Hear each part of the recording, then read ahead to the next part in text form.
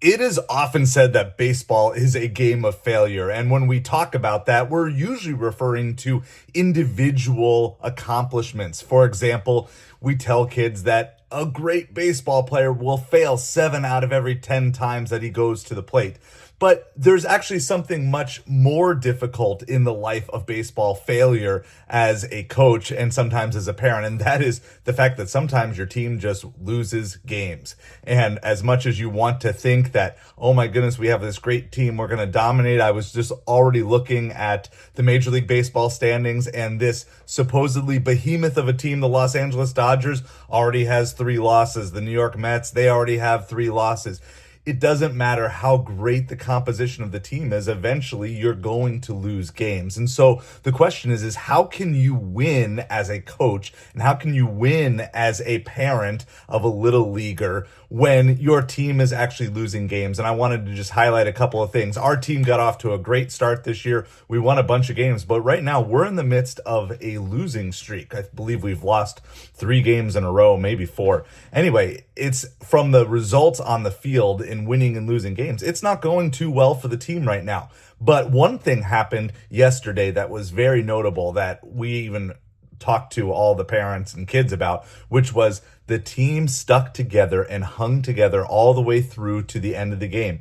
They were down by 11 runs at one point in the game and fought back to only lose by 1 run. And it was fueled by this energy in the dugout of the kids cheering for each other, taking each other on, encouraging each other, and pushing all the way through. This is something that we obviously are trying to teach, but you can't force kids to do it in the moment. You can just encourage and challenge them to do that. But yesterday they took it on full strength as an entire team to say, look, we're going to cheer each other on. We're going to push each other. We're going to be there for each other. And I believe there's a couple of things that you can do beyond just having and seeing your team step up and cheer for each other. There's a couple other things that I want to just encourage you that you can do to help your team win, even if they're in the midst of a losing streak. So one is this: anytime you see any progress or improvement, make sure you point it out. So we've been working on some of our infield defense, and yesterday we had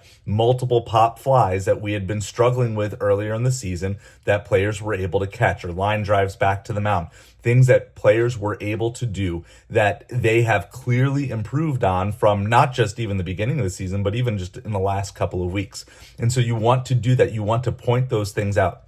The other thing is this: you want to one-on-one, as much as possible, build kids up individually as well as publicly in front of the whole team, but even one-on-one. So multiple times throughout the game yesterday, I just go up to kids and say, hey, you did a really good job with that. You did a really good job of following through, sticking with that ball, not panicking, getting the out, and highlighting exactly the results. So we had one play where it was a hard grounder and it kind of ate the kid up, but he stuck with the play and got the runner out at first, which prevented 2 runs from scoring because, it's Little League, so kids run fast and get around the bases quickly.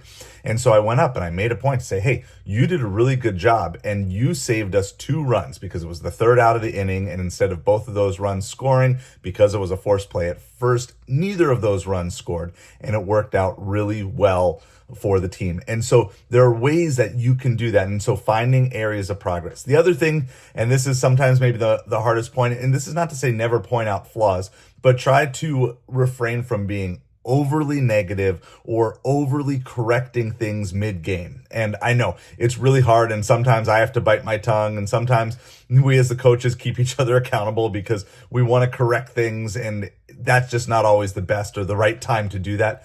But to take note so that way you know what to practice and you know what to work on. So for example, I've been noting that our team has been struggling with just fielding ground balls in the infield. And it has a lot to do with a minimal amount of practice. But what we did before the game yesterday is, look, we're just going to do some extra ground balls. We're going to take this time before the game and we're going to do a little bit more of an intense practice. Now, did we field all the ground balls perfectly yesterday? No, we still need some work on it. But instead of just saying, well, that's something we need to work on and we're going to do it whenever we get to the next practice, because we never know if practice is going to get rained out or when we're actually going to be able to get the field or different things. We took advantage of the time. Hey, we're at the field right now.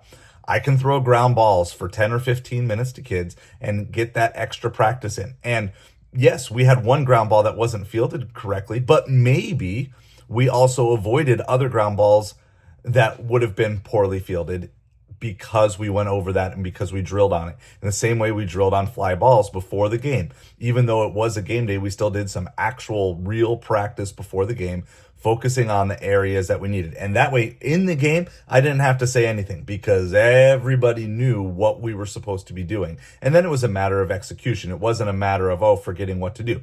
And the next time before the next game, we'll focus on one or two things that really we need to kind of drill down, things that aren't quite natural yet for the team. So there are ways that you can be winning. And the ultimate way is, are you making the experience ultimately so kids will at least have the best shot of wanting to come back and play again next year? It's crazy to say, but as of right now, we only have like 3 or 4 regular season games left as a team. I believe it's four regular season games left. And here we are in the beginning of April, and the regular baseball season is almost over. This is life in Florida. And there's a chance that there'll be playoffs, and there's a chance of other baseball going on this summer. But the reality is this regular season is over. And the truth is, as is true with baseball pretty much every year, there's almost always going to be a handful of kids who are they're never going to play the game of baseball again. This is their last season. And so I think as a coach and as a parent, and just as someone who loves baseball, I want to give every kid the optimal opportunity to want to come back next year if it's within their deciding power to do so. And there may be things that come up that will just prevent it from happening, but I don't want anything that I do that will cause a kid to say, well, you know what, I kind of like baseball, but I don't like how my coach treated me, or that's just something, and they're going to walk away from the game that maybe they really do love, and they just had either a rough season or a rough stretch of games or different things. And so I'm not here to say don't care about winning, don't try to be competitive. I think you should. I think you should, according to the age and ability level of your kids, you want to encourage them to go out and do their absolute best. But ultimately, the winning is not the end all and the be all in Little League. The end all and the be all is, can you teach them skills? Can you teach them not just baseball skills, but also life skills of handling difficult situations?